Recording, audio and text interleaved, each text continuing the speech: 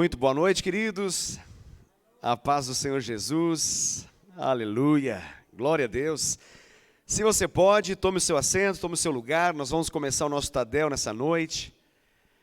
É uma grande alegria poder saber que você está aí. Isso nos anima demais. A gente está muito feliz com a sua presença aqui nessa noite. Muito bom, muito bom.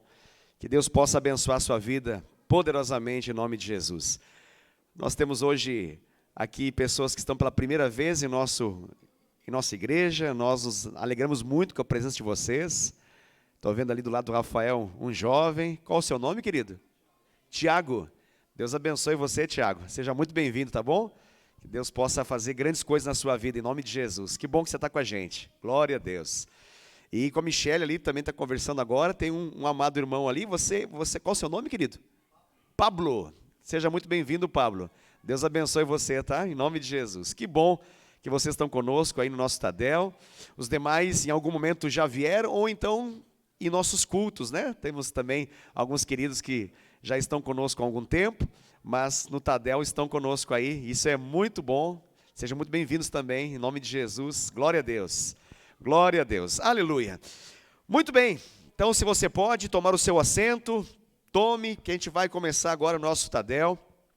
Você que nos acompanha, seja através da nossa transmissão, seja através da nosso Tadel presencial, sabe que nós estamos ministrando aí uma série de mensagens que tem sido muito boa, muito abençoada, que é a série Imparável, a série Imparável. Então hoje nós vamos dar prosseguimento nessas ministrações dessa série chamada Imparável, porque esse é o desejo do coração de Deus.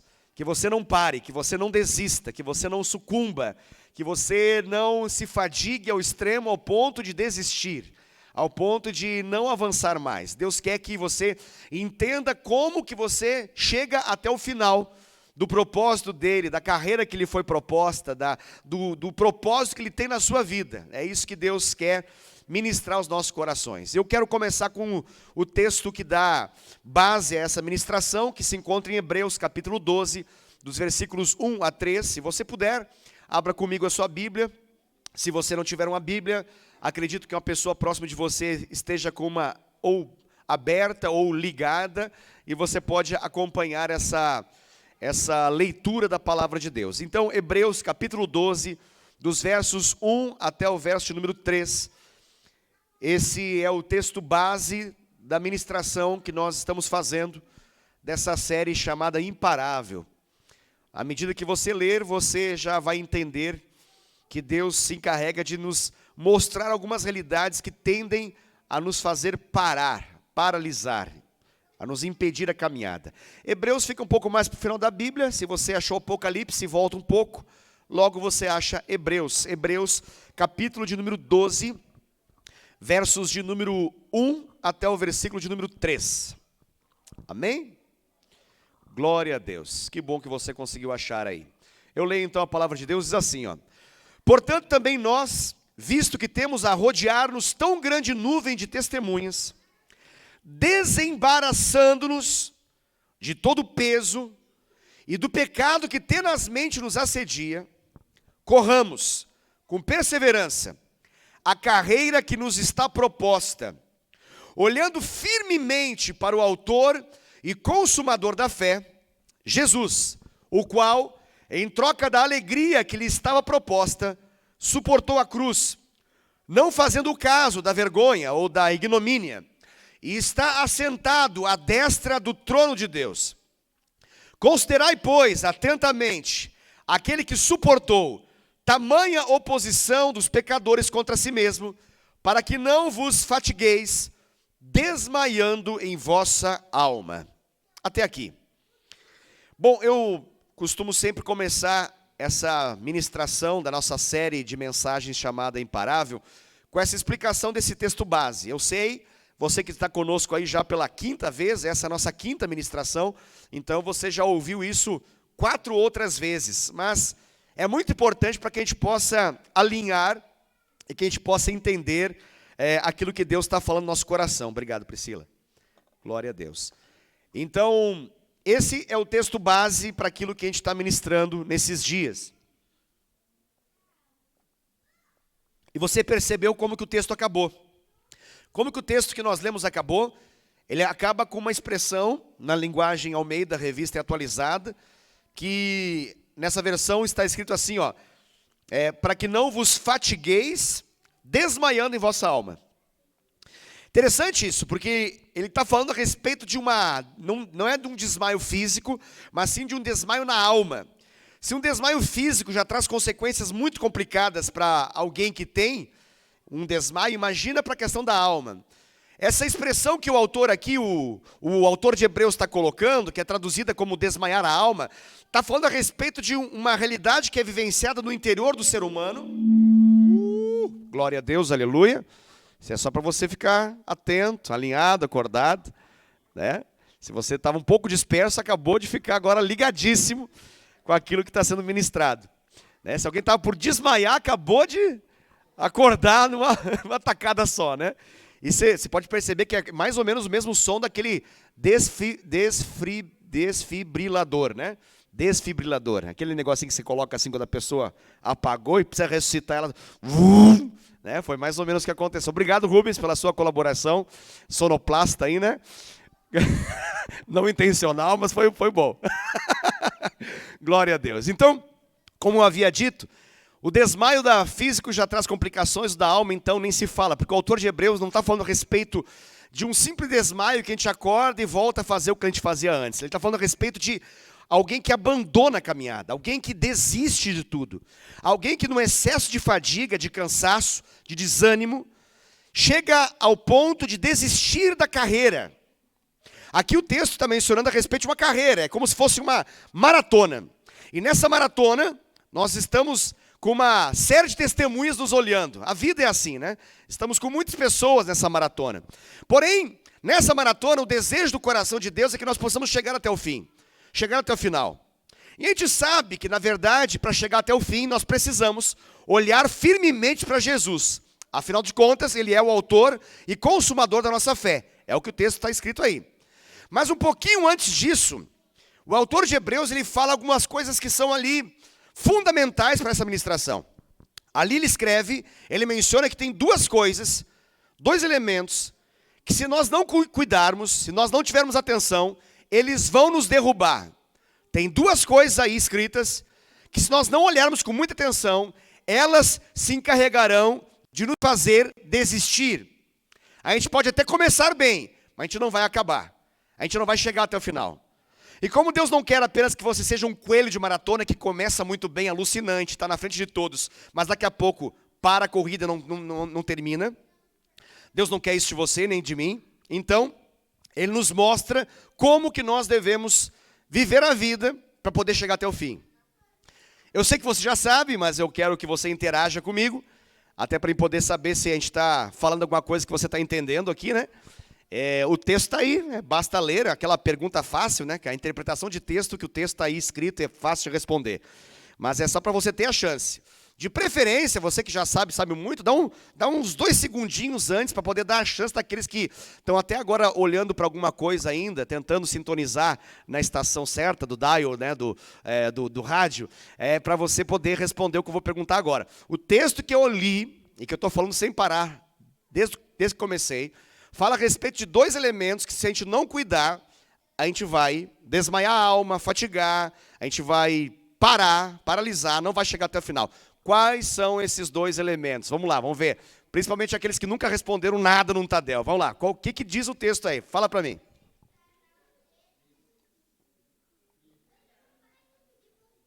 O que o texto diz? Amém? Estão todos aqui comigo? Vamos sintonizar, porque às vezes entra umas estações, né? Eu sei, não é fácil acertar, às vezes é um potenciômetro que fica ali, às vezes o dedo fica meio, né? A gente não sabe, até acertar, o pastor o Emerson, deve ser o Wellington, o Wesley, tá, ele falou. Aí você alinhou comigo, agora beleza, vamos de novo. O texto de Hebreus, capítulo 12, versículo 1 a 3, fala de 2 elementos ali, que se a gente não cuidar, a gente vai fracassar. Ele fala que a gente deve vou ajudar você, tá? A gente deve se desembaraçar deles. Pô, agora ficou molezinha, né?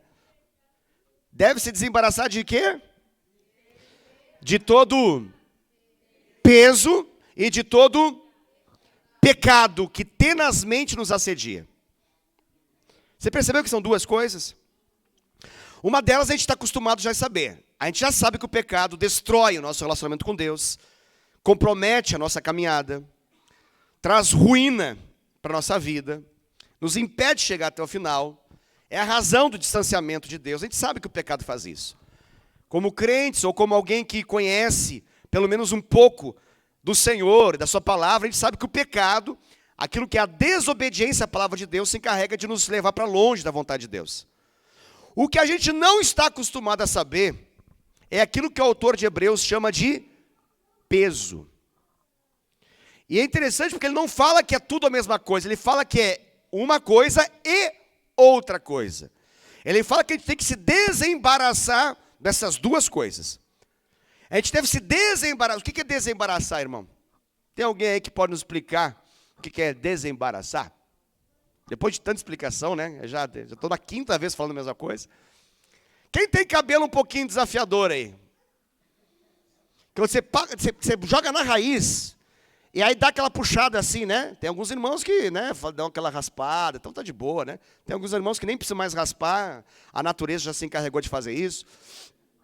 Glória a Deus, aleluia, né? Mas tem uns que, né? Eu estou falando dos irmãos, não vou falar das irmãs, senão fica chato, fica indelicado, né? Falo dos irmãos. É daquela puxada e trava. Então você está com o cabelo um pouco embaraçado. Precisa desembaraçar. Qual que é a ideia do embaraço? O embaraço é um nó. O embaraço é um empecilho. O embaraço é um desafio ali, é uma barreira. É como se você pega uma mangueira, você quer fazer com que a água chegue lá no final do pátio. E aí você não tem uma torneira perto, você pega então uma extensão, uma mangueira, mas ela está toda cheia de nós. Você pode até ligar, o que acontece? Ele começa a estufar a mangueira e lá na ponta não sai nada, porque você acabou de descobrir que você vai ter que lidar com o nó da mangueira. Você vai ter que dar um jeito de tirar esse nó. Está comigo? O autor de Hebreus está falando isso. E a pergunta que fica, onde ficam os nós da nossa vida? Onde que ficam, em nosso ser humano, onde que estão esses nós? É sobre isso que a gente está falando. E a gente está utilizando um personagem específico, um grande homem de Deus, um homem exemplar, um homem que não teve ao longo da sua história problemas com pecados. Nós não vemos uma situação que a gente fala assim, não, esse homem pecou aqui, ou ele pecou aqui. Não, ele pecou aqui. A gente não vê isso. Uma carreira ilibada, uma carreira assim, olha, acima de suspeitas. Que homem de Deus foi o nosso grande personagem chamado profeta Elias. Então, se o autor de Hebreus tem razão, e ele tem porque a palavra de Deus é sagrada escritura inspirada pelo Espírito Santo, ali está escrito que a gente pode ser levado a desistir por duas razões. A maioria das pessoas que nós conhecemos desistiram por causa de uma razão já muito conhecida, que é o tal do pecado que tenazmente os assediou. Mas o que nós que estamos aqui precisamos ficar muito atentos não é necessariamente com aquilo que a gente acha que a gente tem que colocar toda a nossa atenção, que é os pecados que tenazmente os assediam. E claro que a gente tem que ter atenção com eles. Mas o que o texto diz ali é que existem alguns nós. E esses nós são nós em nossa alma. Alma. Pessoal, o que é alma? Sabe o que é alma? Sabe o que é alma? Sim? Não sei direito, me explica, pastor. Tá bom, eu estou aqui para poder explicar para você. Você tem esse corpo lindo que Deus te deu aí, né? Esse corpo esguio, fino, né? Slim, fitness, né? Barriguinha negativada, né? Tudo alinhadinho, bonito, você olha, mais ou menos, né? Você olha no espelho e fala, uau! Você fala, que beleza, né? Você tem uma reação tipo Adão olhando Eva, assim, falando, uau! Que coisa maravilhosa. Esse é o corpo. Essa é essa carcaça aí que você tem, eu tenho essa aqui, isso é beleza. Um dia, através da morte, ela vai se desintegrar. O pó voltará ao pó. Né? A nossa carne ela vai se desintegrar e nós deixaremos de existir nessa condição. Porém, nós temos uma realidade interior. Essa realidade interior é chamada de alma. Essa alma ela carrega alguns elementos. Nós temos na alma a nossa nossa razão, nosso intelecto, nosso senso cognitivo, nossa capacidade intelectual, nossa capacidade racional, nossa capacidade de pensar, isso tudo está dentro da nossa alma. Um dos aspectos da alma é isso, são os pensamentos. Nós temos dentro da nossa alma os nossos sentimentos, a gente sente. A gente acorda um dia alegre, outro dia a gente acorda triste, às vezes está zangado, irado, daqui a pouco está celebrando, eufórico, e assim vai. Isso é a nossa alma. Então nós temos na nossa alma também os sentimentos. E nós temos também, dentro da nossa alma, um negócio que se chama vontade. E a partir da nossa vontade nós estabelecemos escolhas. Nós decidimos aquilo que nós fazemos ou aquilo que nós não fazemos. Ok? Isso tudo faz parte da nossa alma. Pastor, mas o espírito e a alma não é a mesma coisa? Não, não é. Tanto é que o apóstolo Paulo fala em Tessalonicenses a respeito de corpo, alma e espírito.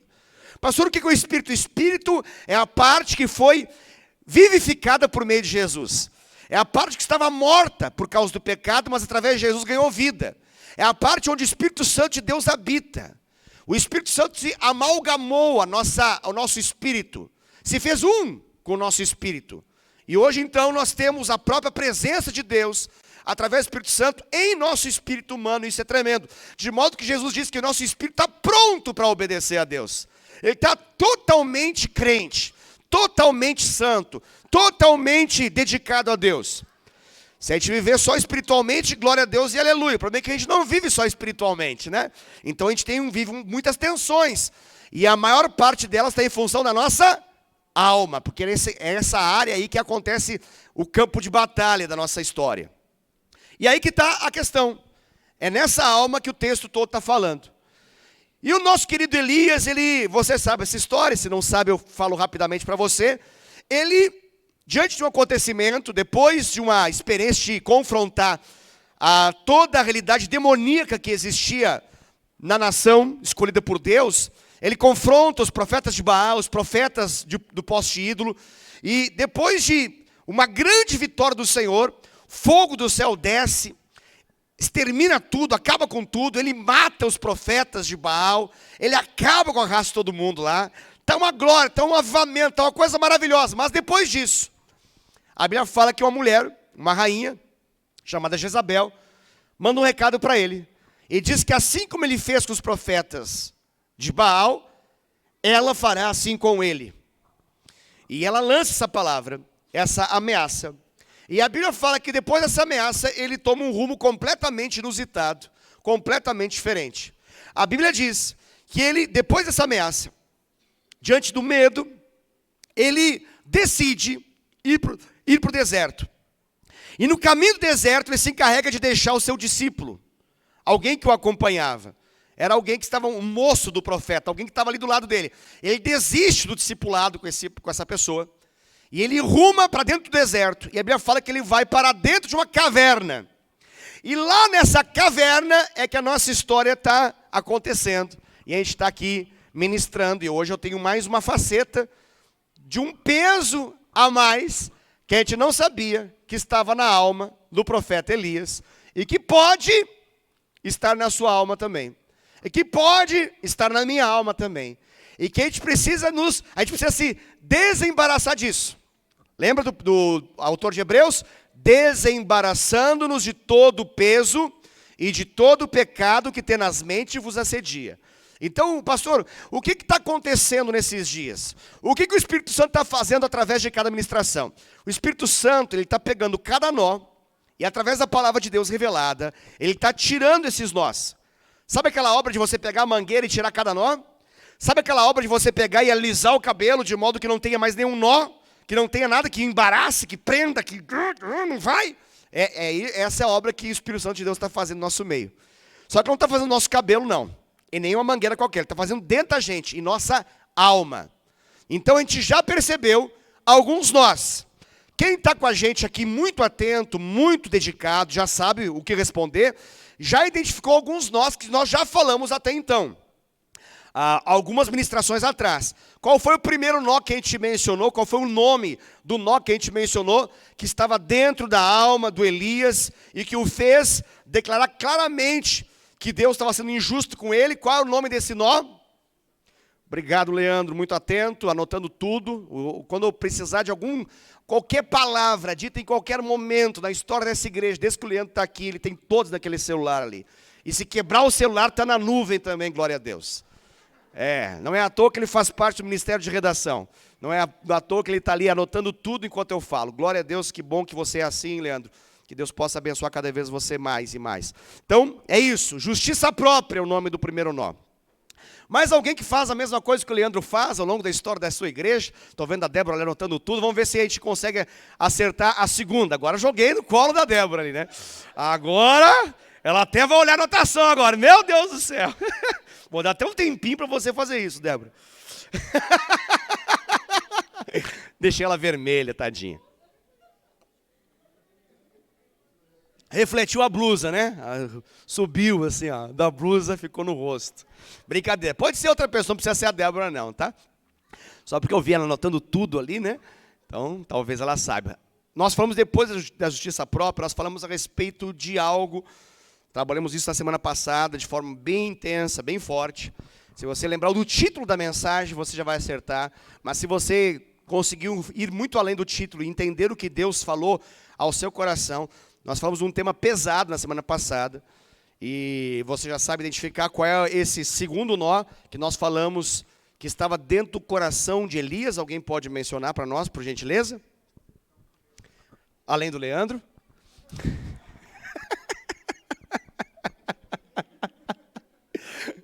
O Leandro é aquele menino que senta na frente, sabe? Aquele dele, aquele. Glória a Deus pela sua vida, Leandro. Lembra disso, irmãos? Ele estava decepcionado com quem? Com quem? Com o diabo, não é mesmo? Não. Com a vizinha? Com a sogra? Não. Não? Não. Ele estava decepcionado com quem? A decepção dele era com Deus. A gente já falou sobre isso.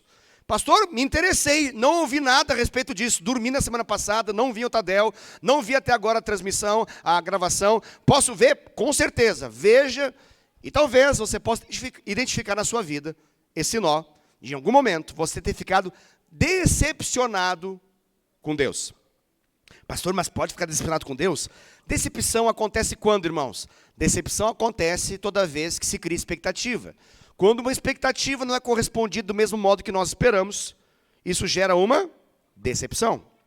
Toda decepção, ela é baseada nisso. Expectativa. Já viu aquela frase? Expectativa, realidade. Meme, né? Expectativa, realidade. É engraçado, né? A gente vê na internet direto isso. Expectativa, realidade. Expectativa, realidade. Pois é, isso às vezes pode acontecer na nossa caminhada com Deus. Às vezes a gente tem uma expectativa de que Deus vai fazer alguma coisa, e por alguma eventualidade, Deus não faz aquilo que nós estamos esperando. O que acontece no coração de algumas pessoas, elas estão decepcionadas, porque Deus não atendeu, não fez do modo como elas esperavam. Isso, se não for tratado, é um nó que pode desembocar numa quebra de relacionamento com Deus, numa desistência, e pode fazer com uma pessoa que estava vivendo tão bem, ela pode paralisar. Mas nessa noite, vou falar de um outro tema, de um outro nó. E acho que você já começa a perceber sobre o que a gente vai falar. A gente está falando tudo isso baseado numa frase, tá, irmãos? Essas ministrações estão baseadas numa frase. Imagina quando for um capítulo inteiro, né? Só uma frase já está dando tudo isso, imagina quando der um capítulo. Então, é uma frase que a gente está ministrando aqui. Que frase, pastor? A fala, a resposta de Elias. Por quê? Porque Deus foi até Elias. Elias ficou lá na caverna. Não queria sair de lá. Deus está tentando tirar de lá. Não consegue. Então Deus vai lá. E quando Deus vai lá, Deus chega para ele e Deus faz uma pergunta. E a pergunta que Deus faz para Elias é: o que fazes aqui, Elias? O que você está fazendo aqui? E a resposta que ele dá nos mostra a alma de Elias, machucada, ferida, desgastada. Nós percebemos o nível de drama que ele estava vivendo. E o que a gente está aprendendo nesses dias todos? A gente está aprendendo uma coisa que para nós é muito interessante, irmãos. Porque talvez você leu a Bíblia corrida e você, se alguém perguntar para você e você vai responder, possivelmente você vai responder assim, se a pessoa perguntar: o que levou Elias a querer desistir e pedir a morte para si? O que levou Elias a sair correndo para dentro do deserto, largar o seu discípulo, entrar numa caverna e pedir a morte? A resposta padrão evangélica é a Jezabel. Jezabel é terrível. Meu Deus do céu, Jezabel. Jezabel é uma coisa infernal. Jezabel é assim, ó, é Lúcifer, Jezabel. Depois em todas as outras camadas. Jezabel, assim, ela é um pouquinho menos que o próprio cão maldito. Pastor, você está desprezando Jezabel? Não estou desprezando Jezabel. Não estou menosprezando a atuação desse principado espiritual. Eu só estou dizendo que fica nítido que Elias, ele não tem um problema de batalha espiritual, irmão. Ele deu um pau. Não, foi mais. Ele matou a geral. Ele acabou com a raça dos endemoniados daquela geração. Não dos endemoniados, mas dos que eram instrumentos dos demônios, os profetas do inimigo, foram exterminados por meio do profeta Elias. Aí você fala para mim que o Elias está com medinho de Jezabel, eu vou falar, meu Deus, mas não tem lógica um trem desse. E por que eu falo que não tem lógica um trem desse? Porque o texto mostra que a razão principal, em nenhum momento ele cita Jezabel. Quando Deus pergunta para ele o que ele faz lá, ele não fala assim, eu estou com medo de Jezabel, eu aceito qualquer um, menos Jezabel. Eu dou um pau em quem for, mas Jezabel não, pelo amor de Deus. Não foi isso que ele respondeu. E quando Deus pergunta, ele responde a razão que ele está lá. E pode parecer estranho, mas de fato, essas são as razões que o levaram a ter essa atitude. Talvez você pense, não pode. Não pode, pode. Pode então, pode. Por que pode?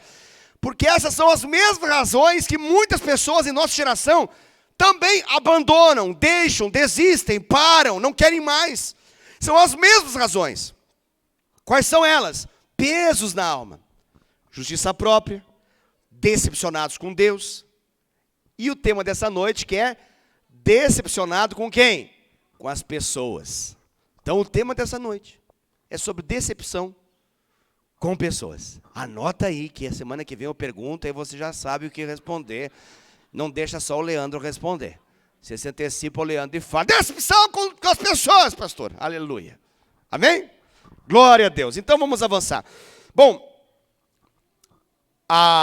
o texto que nós estamos assim olhando com carinho, está lá em 1 Reis, capítulo 19, versículo 10. Que texto é esse? É o texto da resposta do Elias para Deus. E lá em 1 Reis, capítulo 19, versículo 10, vai nos deixar claro que além de justiça própria e além de decepção com Deus, o Elias também estava completamente decepcionado também com as pessoas. O texto diz assim, tanto no 10 quanto também no 14. No 14 ele intensifica um pouquinho mais e ele coloca a palavra extremo. Ele acrescenta a palavra extremo, é a única coisa diferente que tem do 10 para o 14. O versículo 10 diz assim, ó. Ele respondeu, 1 Reis, capítulo 19, versículo 10. Tenho sido zeloso pelo Senhor, Deus dos exércitos, porque os filhos de Israel deixaram a tua aliança, derribaram os teus altares e mataram os teus profetas à espada. E eu fiquei só e procuram tirar-me a vida. Bom, a gente já analisou a respeito dessa fala aqui, ó. Tenho sido zeloso pelo Senhor. No 14, versículo 14, fala assim, tenho sido de extremo zeloso pelo Senhor. Pastor, qual é o nome disso? Justiça própria. Ele está ancorado nessa firme ideia de que é absolutamente injusto o que está acontecendo com ele, porque a justiça que ele julga ter não lhe parece ser aceitável o fato de Deus estar permitindo o que ele está vivendo. Ele está dizendo, eu não. Outro tudo bem, mas eu jamais. Porque eu sou extremamente zeloso para com o Senhor. Isso é o tal do zelo aqui que ele menciona, que é a justiça própria. Semana passada a gente falou a respeito da decepção que ele está com Deus em função, e a gente falou que uma coisa está ligada à outra, né? Essa justiça própria, facilmente ela abraça uma irmã, acho que talvez sejam até gêmeos siameses, são grudados, né? A justiça própria, ela está muito ligada à decepção com Deus. Porque aquele que tem a justiça própria, ele sente no direito de confrontar a Deus, peitar a Deus e dizer para Deus, é injusto o que está acontecendo. e eu estou decepcionado que o Senhor não está fazendo aquilo que eu mereço.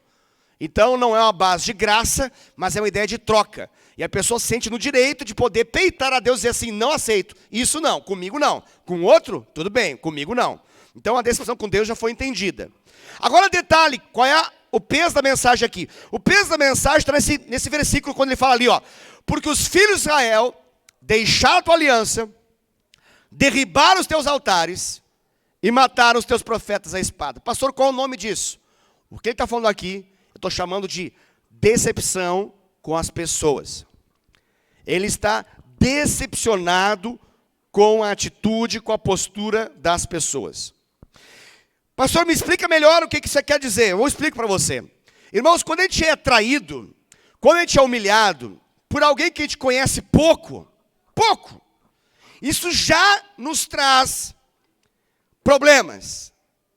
Ser humilhado por alguém que a gente tem um nível mínimo de conhecimento, que talvez não tenha assim tanto impacto em nossa vida, mas o mínimo de conhecimento que essa pessoa tem da gente, o mínimo de caminhada que a gente tem com essa pessoa, já traz para muitas pessoas revolta.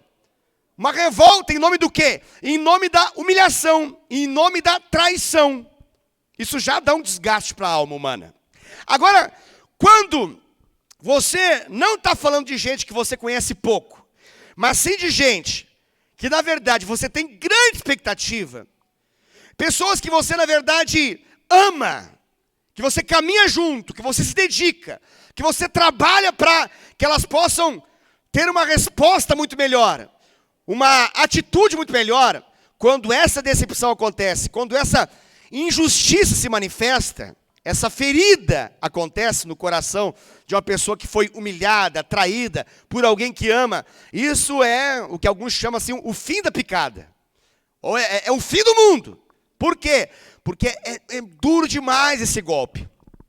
Qual é o golpe, pastor? É o golpe de você perceber que todo trabalho que você teve, todo empenho que você teve, e toda expectativa que você teve, com pessoas, deu em nada.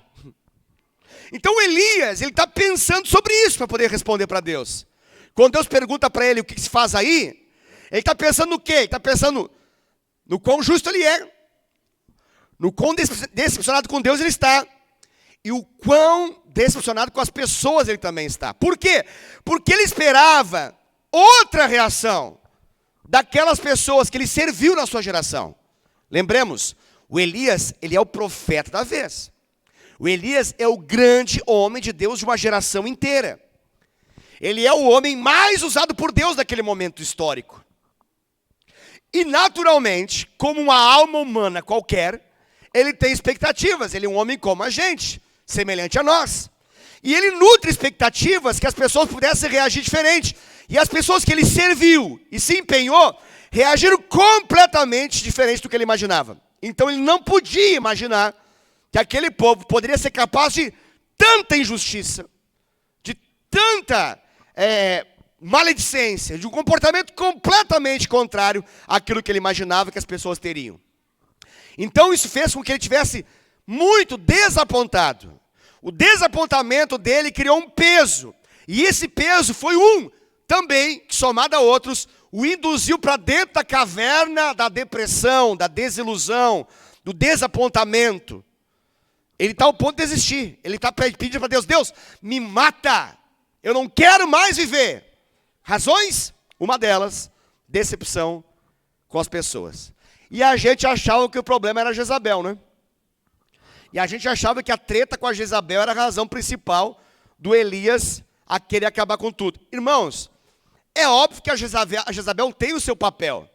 Mas a Jezabel, na verdade, ela é uma agulha no palheiro de Elias. Ela é assim uma bolinha de gude, dentre tantas bolas que estão nos pés dele, e que os fazem ir pesado para dentro de uma caverna, desiludido com tudo. E essa história, na verdade, por que ela é importante para a gente? Por que a gente está falando sobre isso? Porque uma coisa é a gente analisar o Elias. Ok, o Elias já foi, já morreu. Está com Deus na glória, aleluia. Mas a história dele nos ajuda a entender muita coisa. O que ele vivenciou nos mostra que parece que ele não é o único dessa história humana que vivenciou também decepção com as pessoas. E nessa geração, nesse tempo, nessa estação, o que mais a gente percebe, em meio a muitas pessoas que estão feridas, desapontadas, desacreditadas, estão em esfriamento completo, frias. Uma das principais razões é a qual? Decepção com pessoas. Elas estão decepcionadas com pessoas. Algumas já deram adeus. Tem líderes poderosos que deram adeus ao ministério, tchau. Não querem mais ministério. Por quê? Porque eles estão decepcionados com pessoas. Tem outros que não deram adeus, mas eles estão arrastando o ministério. Tá difícil demais, pesado demais. Por quê? Porque o peso do ministério não é por causa da carga que o ministério tem, mas é por causa de um trauma chamado decepção com pessoas. Então o ministério é arrastado, é pesado, pesaroso demais, pesado demais. Por quê? Porque as pessoas não estão aguentando mais o nível de decepção que elas têm com as pessoas que estão à sua volta. É sério o negócio. O negócio é sério. E por que é sério? Porque algumas das pessoas, elas não aguentam mais ver a atitude carnal das pessoas que elas tanto amaram, tanto se envolveram, tanto apostaram, e não deu em nada daquilo que elas esperavam. Elas não imaginam, não sabem como lidar com aquilo que elas entendem como sendo ingratidão. No lugar daquilo que elas esperavam receber, não veio. Então elas recebem ingratidão. Isso gerou um peso muito grande. E travou o ministério, paralisou o ministério. E elas até querem desistir. Por quê? Porque elas olham e percebem, tudo que eu vejo é ingratidão. É ingratidão. Então, se elas esperavam flores, elas estão recebendo pedras. Se elas esperavam muito obrigado, elas estão recebendo, na verdade, chicotada, crítica. Não tem outra coisa para essas pessoas. Elas entendem a vida a partir disso. No lugar de um elogio, no lugar de um reconhecimento, de uma consideração, é cobrança, às vezes é calúnia, e assim vai. Ou ingratidão, não velada, mas rasgada assim, clara. E isso é pesado para algumas pessoas. Então veja bem, vamos voltar ao texto aqui. O Elias, ele vai resumir para nós aqui, pelo menos 3 decepções nessa curta frase que nós acabamos de ler. 3 decepções a gente consegue perceber aqui. O que ele fala lá? Ele diz assim, quebraram a aliança. Uma. Ele fala, olha, eles derrubaram os teus altares. Outra. Ele fala, olha, mataram os teus profetas. Outra. Pastor, qual é o nome de cada uma delas? Bom, a primeira fala de quebra da aliança. Aliança é uma coisa forte.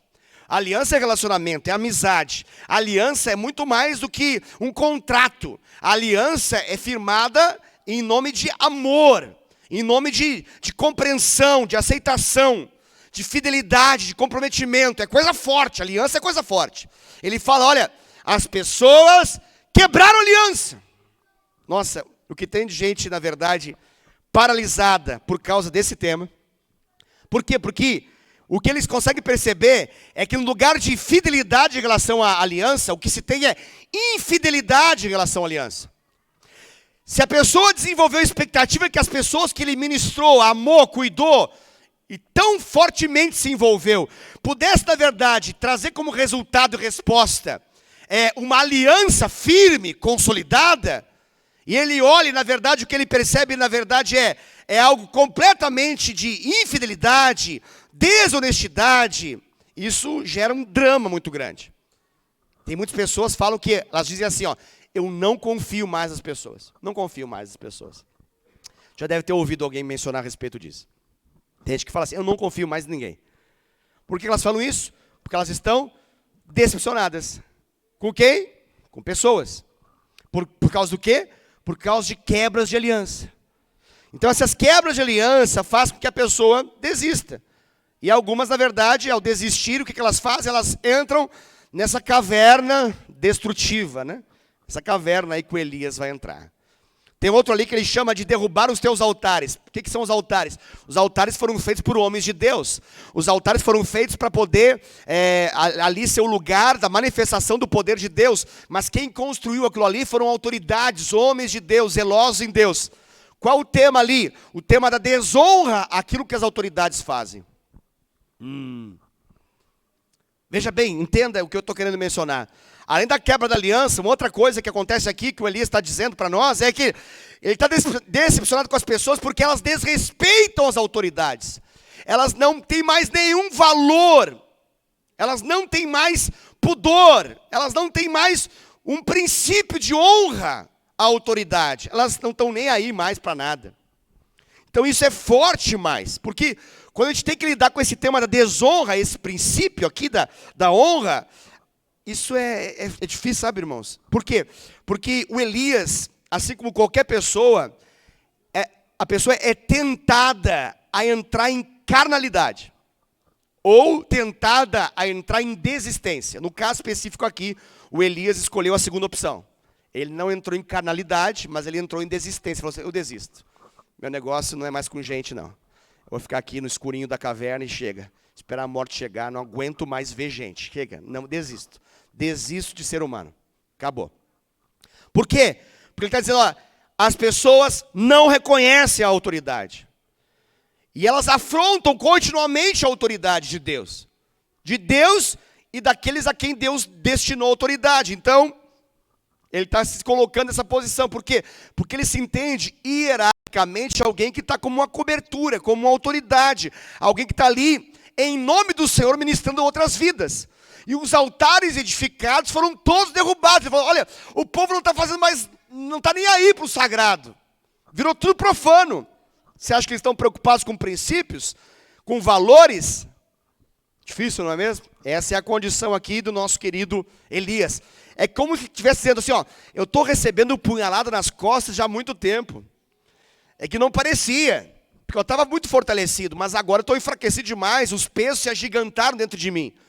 E agora, essas punhaladas constantes de desacreditar da autoridade, de menosprezar a autoridade, chegaram a um ponto que só faltava uma gota que caiu nesse balde que estava cheio. A Jezabel falou e eu falei, tá, chega, acabou, eu desisto. Acabou. Então, se a gente está fortalecido na corrida, beleza, a gente vai aguentando o tranco. Mas quando a gente não está fortalecido na corrida, na carreira, o que a gente faz? Então, há uma tendência muito grande a um revide. Muitos líderes, infelizmente, eu falo isso, são tentados e acabam caindo em revidar carnalmente a atitude carnal dos seus liderados, a atitude carnal das pessoas que eles apostaram, amaram, se envolveram, cuidaram. Então, percebendo tamanha carnalidade, muitos são levados a também expressar carnalidade de volta, que não aguentam. Não aguentam. E acabam tendo atitudes carnais. Outros aguentam o tranco disso, mas acabam ficando completamente desanimados, feridos por dentro, ao ponto que querem abandonar a missão. Você vai perguntar a causa? Eles não fizeram nada grave. Não mataram ninguém, não odiaram ninguém, não se revoltaram necessariamente contra ninguém, mas eles estão implodindo. E ao ponto de desistir, falando, não quero mais essa missão, chega, não quero mais. O Elias, ele optou por essa segunda alternativa, tá? Ele não foi para cima de ninguém. Ele está falando para Deus, ó, acabou, chega. Desisto do ministério, desisto desse negócio, não quero mais. Na nossa geração tem muitos líderes assim. Tem gente, eu conheço algumas que falam, eu não quero nem ouvir falar de pessoas para cuidar. Meu Deus do céu, tá louco. Eu não quero mais me envolver com pessoas. Liderança, não quero nem saber esse negócio. Você deve ter conhecido algumas pessoas que pensam assim. Por quê? Porque possivelmente pessoas assim foram continuamente alvos de insubordinação. Foram pessoas que foram alvos de confrontos assim cruéis.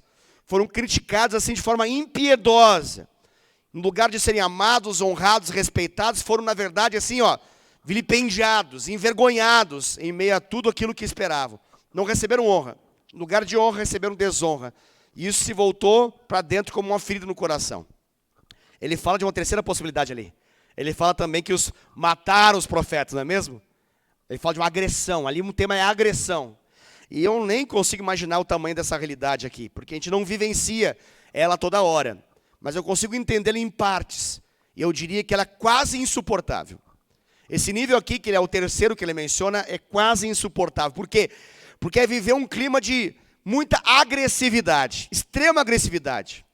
E essa agressividade, claro que ela pode entrar em vias de fato, ela pode se tornar em algo físico, mas essa agressividade, ela acontece muitas vezes no campo da injúria, no campo da humilhação, da calúnia, da difamação, no campo das palavras, no campo da afronta, da agressão verbal.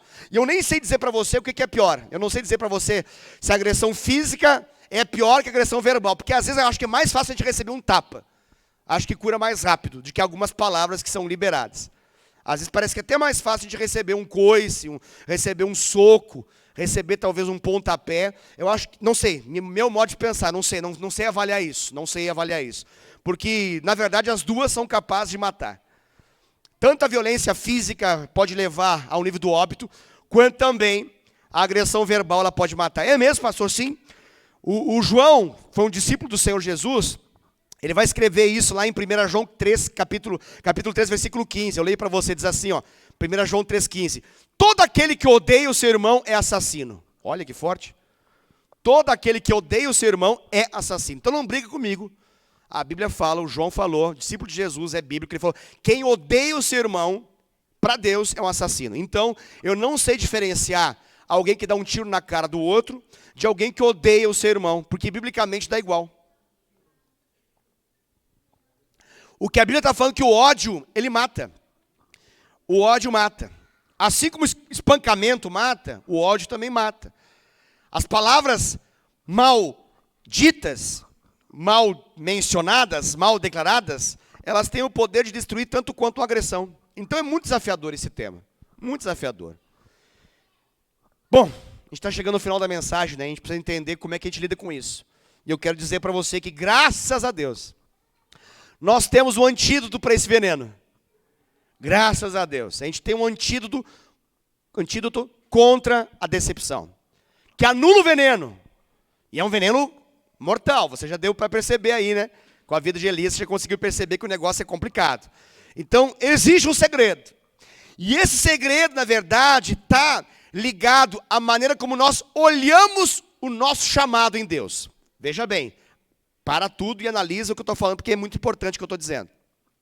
Tudo está ligado ao foco e ao propósito, à compreensão que a gente tem da nossa missão, do nosso chamado, do propósito da nossa vida. Então está tudo ligado a isso. De modo que o foco e o propósito da nossa missão, a gente já vai perceber que não pode, o foco, o propósito do nosso chamado, nossa missão, não pode estar em nós mesmos, como também não pode estar em nenhuma pessoa à nossa volta, bem como também não pode estar em nenhuma pessoa que nós servimos. Nossa, pastor, aí me quebra as pernas bem aqui em cima. Como é que eu lido com esse tema? Se tudo que consigo visualizar de cumprir o chamado de Deus é em função das pessoas. E agora você vem e fala que o foco não está nisso. Eu repito para você poder entender. Por mais que a gente vai lidar com muita pessoa, assim como a gente vai lidar com a gente mesmo, e a gente vai lidar com muitas pessoas que Deus coloca debaixo do nosso cuidado, da nossa atuação ministerial, a gente precisa entender que o foco e o propósito do nosso chamado, nossa missão, não está nem na gente e nem nas pessoas que nos cercam, e nem nas pessoas que estão ao nosso lado. Então, eu estou dizendo com isso, que a gente não pode, em nome de Jesus, não devemos, em nome de Jesus, depender da resposta ou da aprovação das pessoas para que a gente possa se manter animado. Nossa, pastor, mas isso é muito desafiador. Concordo com você. E já que eu concordo com você, eu estou dizendo que isso é naturalmente impossível. E eu preciso te dar uma resposta que não seja no campo do naturalmente possível. Eu preciso te dar uma resposta que seja no campo do sobrenaturalmente viável. Porque naturalmente, se a gente lidar com o ministério de forma natural, a gente vai viver inúmeras decepções, inúmeros desânimos. E se a gente for sincero com a gente mesmo, a cada semana, se não a cada dia, a gente vai ter uma vontade enorme de desistir, porque lidar com pessoas falhas e pessoas decepcionáveis é algo que, de fato, a gente já sabe o que vai acontecer. Então, pastor, me diz qual que é o segredo, para que eu possa dar conta da minha família, da minha profissão, do meu ministério, e de tudo aquilo que eu entendo como sendo de Deus para a minha vida. Como é que eu chego até o fim? Irmão, vamos pensar num casamento para você ter uma base.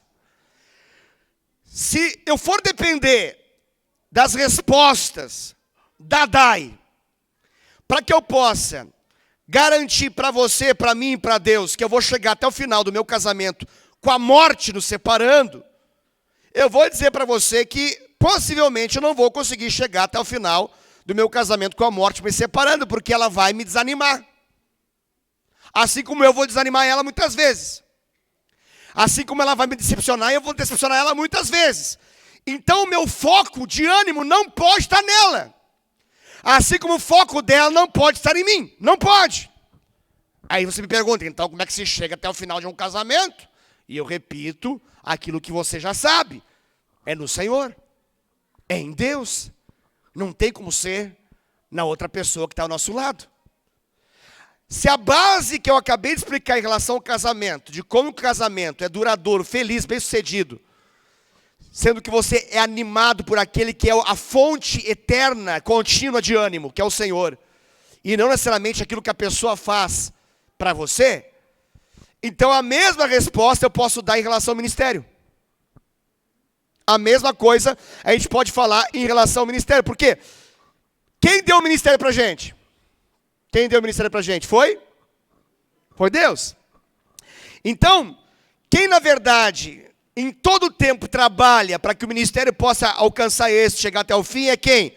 É Deus. É Ele que merece todo o nosso empenho.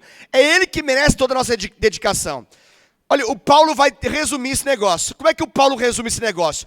Lá em Romanos capítulo 11, versículo 36, ele fala assim, ó, porque dele, por meio dele e para ele são todas as coisas. Pastor, a Bíblia eu não consigo gravar, mas louvor eu consigo. Entre você canta, porque dele, por meio dele e para ele são todas. Aí você consegue. Mas é a Bíblia que você está falando. Ah, agora ficou fácil, pastor. Glória a Deus, aleluia. Pastor, o que eu acabei de cantar, o que eu acabei de falar? A chave do sucesso do Paulo. O Paulo está dizendo o seguinte, olha, tudo que Deus me deu só pode ser nele, por ele, para ele, tudo. Todas as coisas têm que ser feitas em função dele. Se eu fizer as coisas em função de mim ou das pessoas, não vai dar certo. Mas se eu fizer as coisas em função dele, vai dar certo. Sabe o que o Paulo está dizendo? O Paulo está dizendo para nós, não importa se eu vou ser odiado. Não importa se eu vou ser aplaudido. Não importa se eu vou ser difamado. Não importa se eu vou ser paparicado. Não importa. Eu estou vacinado. Então não me pega. Nem o elogio extremado me pega. E nem a ingratidão, o descontentamento, a maldade das pessoas me pega. Por quê? Porque o meu negócio é isso, porque dele, por meio dele e para ele são todas as coisas. Amém? Vamos tentar entender melhor. O que importa para o Paulo me importa agradar a ele. Me importa agradar a Deus. Ele me escolheu, ele me chamou, ele me deu essas realidades. E ele me designou a dar frutos. E eu vou dar frutos para ele, de acordo com aquilo que ele quer. Não é de acordo com aquilo que eu quero, que as pessoas querem, é de acordo com aquilo que ele quer. Então, já que no final é ele que vai importar, o início e meio também importa, é ele. Ah, pastor, isso significa que eu não vou mais prestar atenção em nada e em ninguém? Não. Eu só não vou viver em função de agradar os outros nem a mim mesmo. Entendeu? Ah, quer dizer que eu não estou nem mais aí porque as pessoas estão pensando de mim, eu quero a Deus, que nem diz a musiquinha. Não importa o que vão pensar de mim, eu quero a Deus. Que lindo, né? Mas a gente pode viver assim? Não, não pode, pastor. Eu sei que não pode. Mas o que a musiquinha está tentando dizer para a gente, o louvor está tentando dizer para a gente que A gente, claro que a gente vai prezar por um bom nome, a gente vai prezar por um bom testemunho, a gente vai tentar viver em paz com todos, no que depender da gente vai ter paz com todo mundo, claro que sim. Mas sabe qual é a real? A real é que a gente está vivendo em função daquilo que Deus nos chamou a viver. O nosso objetivo e a nossa recompensa é, na verdade, fazer com que o Pai possa sorrir para a gente todas as manhãs. E a gente possa saber que a gente está dando conta de ser fiel àquilo que Ele nos chamou a fazer. É isso que basta. Porque o nosso prazer maior deve ser ter a certeza que a gente está fazendo aquilo que Deus nos chamou a fazer. Por meio de uma revelação da palavra de Deus. Por meio de uma revelação clara do Espírito Santo para a nossa vida. Então, qual que é a essência de tudo aqui? E que faz com que a gente possa, na verdade, suportar todas as coisas. Porque aqui é o lance, né? Como que a gente suporta? Como é que a gente se torna imparável? Como que a gente suporta todas as coisas? Bom, o apóstolo Paulo era bom nesse negócio, ele explica direitinho, melhor do que eu. Então eu vou ler ele. Filipenses capítulo 4, versículo 11 a 13. Eu leio rapidinho por causa do tempo. Diz assim, ó. Aprendi a viver contente em toda e qualquer situação. Tanto sei estar humilhado, como também sei ser honrado. De tudo e em todas as circunstâncias, eu já tenho experiência, tanto de fartura como de fome, assim de abundância como de escassez. Tudo posso naquele, olha o lance, tudo eu posso, olha isso, eu posso chegar ao teu fim, eu vou chegar ao teu fim. Eu vou completar a carreira. Eu vou ser imparável. Por quê? Porque tudo eu posso passar, contanto que Ele, meu Deus, me fortalece. Ele está dizendo qual que é a fonte do negócio. O ministério não é nosso, irmão. O ministério, ele é de Deus. E por ser de Deus, ele deve ser para Deus.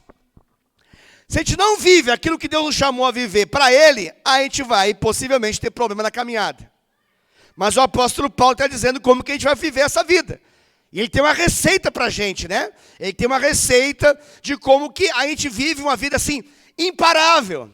Sabe, o apóstolo Paulo, ele estava olhando para as cadeias e para as tribulações que aconteceriam em Jerusalém. Lá em Atos fala uma coisinha que ele disse. Atos capítulo 20, versículo 24. Ele fala assim, ó. Porém, em nada eu considero a minha vida preciosa. Preciosa para mim mesmo. Contanto que eu complete a minha carreira e o ministério que recebi do Senhor Jesus para testemunhar o evangelho da graça de Deus. Olha o que ele está falando. Eu não tenho a minha vida como a preciosa demais. Porque alguém poderia falar, não, beleza, eu não estou nem aí que os outros estão pensando. O que importa é o que eu penso. Falo, não, eu não estou nem aí para aquilo que eu penso também. O meu lance não é nem com os outros, nem comigo mesmo. Meu lance é com Deus, ele fala. Então ele fala, eu não tenho a minha percepção, os meus argumentos, a minha vontade, os meus sentimentos, a minha alma como algo precioso demais para mim. Não, contanto que eu chegue e complete a carreira. Que eu dê cabo, que eu finalize o ministério que Jesus me deu, que é de testemunhar o evangelho da graça. Então, eu vou ser imparável. Não havia nada mais precioso na vida do Paulo, senão saber que o prazer da vida dele era saber que ele estava agradando o coração de Deus. Isso é tremendo demais. Pastor, mas como é que a gente vive? A alma precisa de, alguma coisa. Aí que está o grande segredo dos segredos, irmãos. Olha que coisa maravilhosa isso que eu vou mencionar para você. A gente não deve mirar a satisfação. A gente não deve mirar esse retorno da alegria, do sucesso. A gente não deve mirar isso. Como eu disse para você, a gente deve mirar o propósito de Deus. A gente deve mirar aquilo que Deus quer. Porém, deixa eu te dizer um negocinho que é muito importante. Quando você vive uma vida dedicada, independência, a gente falou semana passada sobre isso, independência, em fidelidade, em obediência ao chamado de Deus, Deus te dá um retorno. Na Nova Jerusalém, pastor? Com certeza. No Novo Céu, Nova Terra, com toda certeza. E na terra dos viventes também? Sim! Dá, pastor? Dá. A Bíblia diz isso. Que Deus ele se encarrega de gerar satisfação em nós. E de nos satisfazer em todas as áreas. Em que momento? Na medida que a gente agrada a Ele. Como é que o Salmo 37, versículo 4, esse verso que você já sabe de cor, ele fala lá. Quer ver que você sabe? Você não sabia onde estava, ó. Agrada-te do Senhor. Ó, os crentes. Só os crentes sabem isso aí. Os não crentes que não estão tão crentes aí não sabem. Mas os crentes que estão bem crentes sabem. Agrada-te do Senhor e Ele satisfará os desejos do seu coração. Você entendeu o que eu acabei de dizer? O que diz lá? Agrada de fazer o que você quer e no final você vai ter o que você deseja. É isso que o versículo diz, não é mesmo? Amém? Ou não amém? Não amém. Agrada de fazer com que todo mundo aumente seu engajamento e você seja um fenômeno famosíssimo e todo mundo te ama, todo mundo curte você, todo mundo comenta e está assim, está bombando. E então no final você vai ter o benefício de ter essa realidade na sua vida. Não é isso que está escrito ali? Agradar quem, irmão? Agrada-te do Senhor. E Ele se encarregará de fazer o quê? Ele vai satisfazer. Sabe o que é satisfazer? Satisfazer, a melhor ideia que eu tenho de satisfazer é quando a gente come alguma coisa que a gente está com muita vontade de comer, e a gente detona, e no final, a gente joga o prato para frente e fala, rapaz, que satisfação. Você percebeu que tudo tem a ver com comida na minha cabeça, né? Já percebeu onde esse negócio vai parar. Pastor, esse tema é muito sério, irmãos. Ó, para você ter uma base. Lembra do nosso querido Moshe? Moisés? Carinhosamente chama de Moshe. Sabe Moisés? A Bíblia fala que ele não entrou na terra da promessa. Por quê? Você lembra? Alguém lembra por que ele não entrou na terra da promessa? Por que ele não entrou em Canaã? Por quê? Por quê? Porque ele bateu na rocha. E por que ele bateu na rocha? Porque ele estava irado. E por que ele estava irado? Me ajuda, Rosana. Por causa do povo de Deus, que no deserto andava. Mas à sua frente alguém caminhava. Também são teu povo, Senhor. E estou nessa estrada. Ele olha e o povo só murmura. Só murmura. Tudo que ele faz, o povo murmura. E a Bíblia fala que ele é um homem paciente. Já conheceu o pessoal paciente? Pessoa paciente é uma benção. Paciente, paciente, paciente. Até que um dia perde a paciência. Meu Deus, quando perde a paciência. Mas o Moisés era muito crente. Muito mais que eu e que você. Ele não matou ninguém nessa história. Porque se eu perco a paciência nesse extremo, eu mato alguém. Mas ele não fez isso, graças a Deus. Então o que ele fez? Deus falou para ele tocar na rocha. E dela sair a água. Mas ele olhou para aquela rocha. Ele pegou uma vara, ele malhou a rocha. Mas ele destruiu-a. Ele arregaçou a rocha. Se não passasse uma vez, ele dá-lhe de segunda. E Deus só olhando. No final, Deus fala, não vai entrar. Não me representou bem. Não me manifestou. Não sou assim. Ele fala, não é possível. Deu adeus para a terra prometida. Deus teve que fazer uma obra para ele aparecer lá em Canaã de forma sobrenatural, lá no Monte da Transfiguração, quando ele aparece lá. Mas no tempo em vida que ele teve, não entrou. Por quê? Por causa de um tema. Qual? Decepcionado com as pessoas. Ele pensa, assim,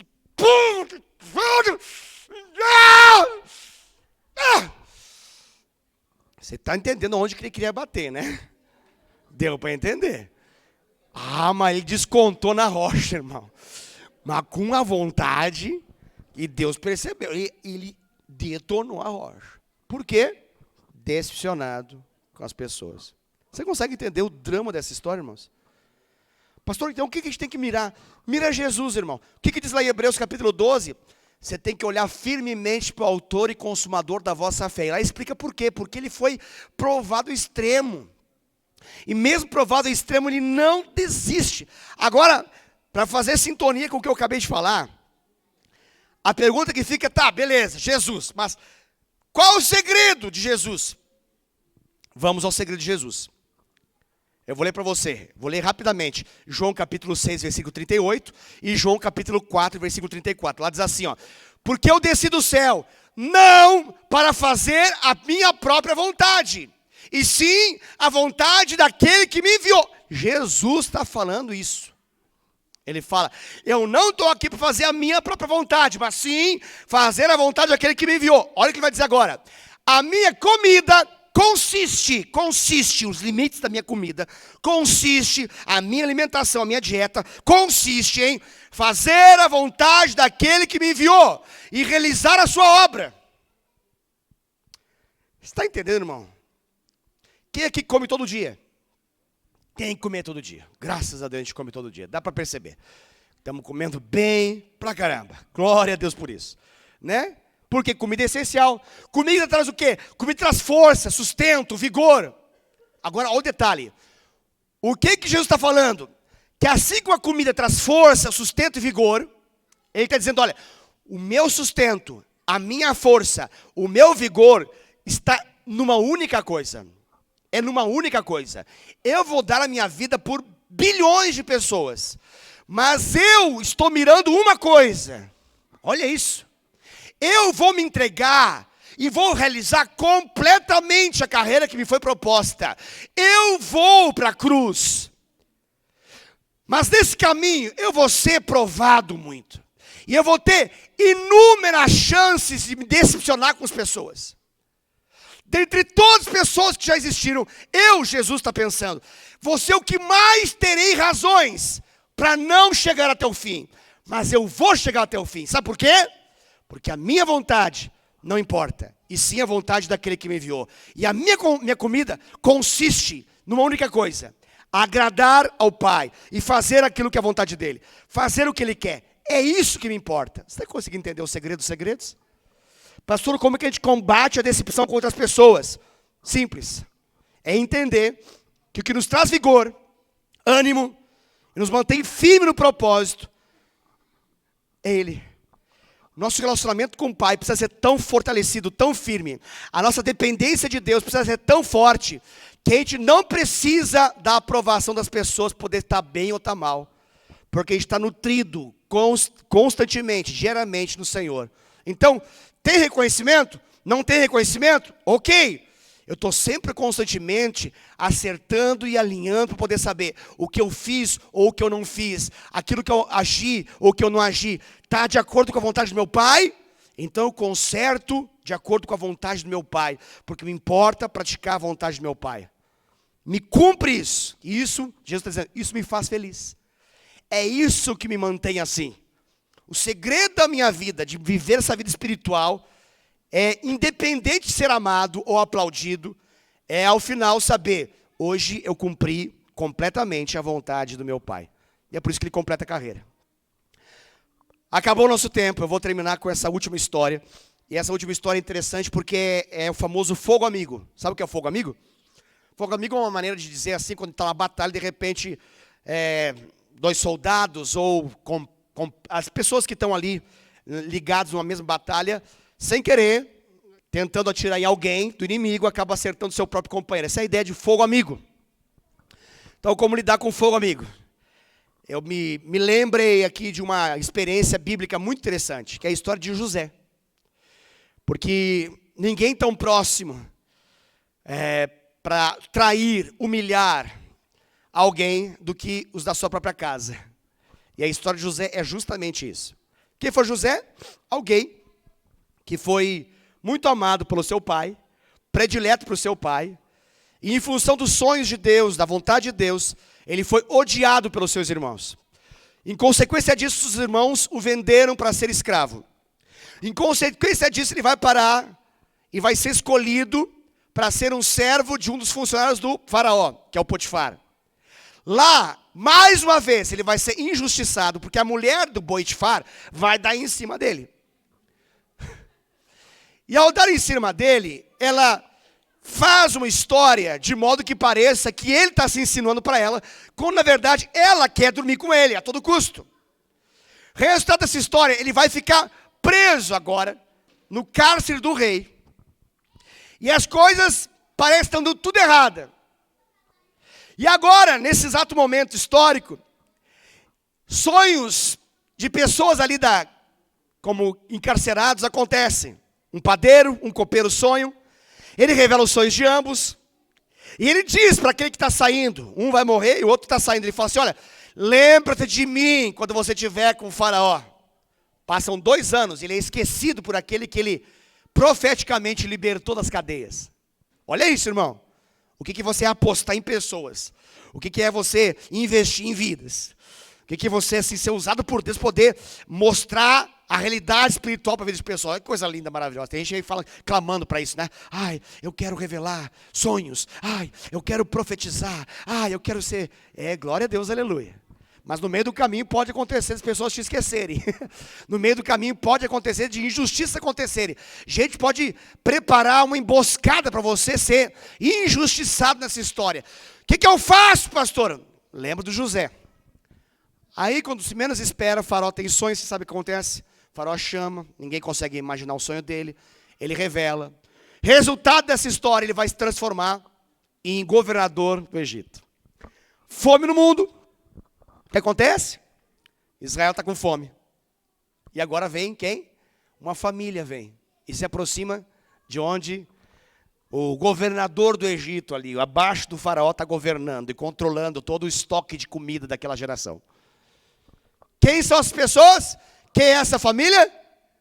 A dele. Irmão, você consegue imaginar aquilo que qualquer pessoa diz, agora você está com a faca e o queijo na mão. É agora. Deus está te entregando na mão. Agora é hora de você assim, ó, esfolar, espizinhar. É agora. Você consegue imaginar o nível de tensão desse momento? Ele tinha muitos motivos para poder ter decepção. Imagina, irmãos, ele era um menino. Ele foi jogado num buraco. Do buraco ele vai para uma jaula. De uma jaula ele vai para uma cadeia. De uma cadeia ele vai para outra cadeia. E agora ele é o governador de tudo. Poder ele tem. Ele pode mandar matar. Ele pode acabar com a raça daquele povo. Só que aquele povo é a família dele. Que escolha ele vai fazer? Se o José não está mirando Deus, irmão, o que ele faz ali? Lembra a resposta que ele dá para aquele povo? Tentado ele foi muito, mas basicamente fala, fique em paz. Deus reverteu a maldição em bênção. Deus fez que chegasse na frente para poder abrir caminho para vocês poderem comer. Entre e comam. A vida da história de Israel passa pela postura de José. Por quê? Porque ele foi decisivo em jogar para fora um peso da sua alma. O Elias está com um peso na alma. A gente vai dar sequência na semana que vem. Mas o José, ele jogou, ele se desembaraçou de todo o peso. Ele falou assim, não, isso não vai me impedir de chegar ao final da minha trajetória. Isso aqui não vai me impedir. Eu tenho muitos motivos para poder explicar o quão injusta é a vida. Eu tenho muitos motivos para falar que pessoas confiáveis, que a gente deveria confiar, pode se transformar em pessoas que viram nossos inimigos, algozes e maldosos. Mas isso não vai me bater. Em lugar de acabar com a raça deles, eu vou abençoá-los. Em lugar de impedir que eles possam avançar, eu vou ser um instrumento, não apenas de perdão, mas de restituição, de retorno, de restituição de Deus para a vida dessas pessoas. Para mim isso é tremendo demais. Vamos ficar em pé para a gente poder terminar essa ministração. Então você já sabe. Você já foi vacinado da Covid? Já foi vacinado da Covid? Agora está na hora de se vacinar contra a decepção contra as pessoas. Essa não é no SUS, esse aí. Está na hora de você tomar uma vacina. Espiritualmente, em nome de Jesus. Não coloque a sua expectativa de realização nas pessoas, irmãos. Não coloque a ideia de que eu vou ser realizado quando as pessoas... Não. A sua realização precisa estar em todo tempo no Senhor. E você vai ter ânimo, força e poder chegar até o fim. E no meio desse percurso você vai abençoar a milhares. Você vai tocar a muitas e muitas vidas. Em nome de Jesus. Amém? Vamos orar. Pai, nós clamamos que o Senhor possa nos vacinar agora. E que o Senhor possa aplicar em nossa vida um antídoto contra toda e qualquer decepção contra as pessoas. Senhor Deus, nós reconhecemos que esse tema é um tema muito desafiador. E que muitas são as vezes que a gente tem motivos que nos parecem muito grandes para poder desistir, para poder parar e não mais avançar. Mas nessa noite nós descobrimos o segredo dos segredos. Nós descobrimos que, pelo Senhor, em Ti, para Ti, por Ti, são todas as coisas, Pai. Nós entendemos que a gente pode, Pai, ter a nossa vida não como a coisa mais preciosa, mas sim a gente ter como precioso vivenciar a carreira que nos foi proposta e completar aquilo que o Senhor nos chamou a completar. E a gente descobriu, Pai, que para isso a gente vai precisar depender do Senhor. A gente vai precisar olhar para Ti todos os dias e depender de Ti todos os dias. E buscar agradar o Senhor todos os dias. De tal modo que a gente agrade tanto teu coração, que o Senhor possa satisfazer aquilo que está no nosso coração. Pai, abençoa a vida de cada homem e mulher que está aqui, Pai. Abençoa a vida de cada líder e pessoas que estão colocando as suas vidas para poder abençoar a vida de outras pessoas. Pai, eu sei que essa tarefa ela é muito desafiadora. Existem muitas situações no meio dessa trajetória. Mas eu peço, Pai, graça do Senhor. E que todo o peso na alma, Pai, ligado à decepção com as pessoas, possa sair do nosso coração agora, em nome de Jesus. Que a gente possa olhar firmemente para o autor e consumador da nossa fé, que se chama Jesus Cristo. Em nome de Jesus. Amém, amém e amém. Deus abençoe a sua vida poderosamente. Obrigado porque você veio. Que Deus possa te proporcionar uma semana maravilhosa, em nome de Jesus. Tchau, tchau.